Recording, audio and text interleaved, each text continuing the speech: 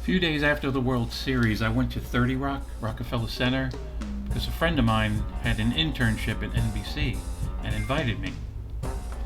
So we walked all around. He showed me NBC, and we spent some time on the set of Live at 5, which was a show NBC News produced that aired right before the 6 p.m. news. And we sat in seats, pretended to be anchors, took some photographs. And we tried to see if we could find a celebrity. And the only one we found was NBC sports guy Sal Marciano, who was in the bathroom at the urinal and remains to this day the only celebrity I spoke to while they were taking a pee. Then we looked around some more.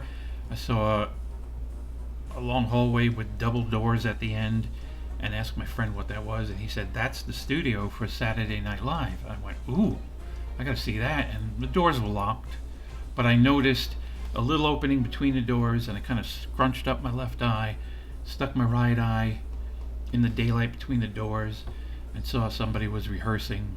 It took me a moment, and I turned to my friend and said, "That's Ron Darling in there. Why is Ron Darling here?" And he said, "I don't know." It took me a moment. I said, "I bet he's filming some kind of video that has to do with Game 6 running late, and Saturday Night Live couldn't go live that night." So I said, "Yeah, I bet that's what it is." And at one point somebody came out of the double doors, so it opened for a moment, and in that, while the door was closing again to lock again, I grabbed my camera and I got a picture of Ron Darling filming that very video. And then my friend said, "Well, let's go into the conference room where we could watch it on the closed circuit TV."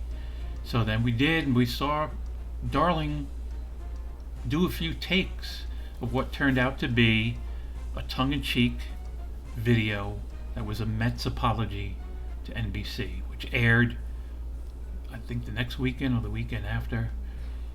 And it's actually going to be the next video on this channel.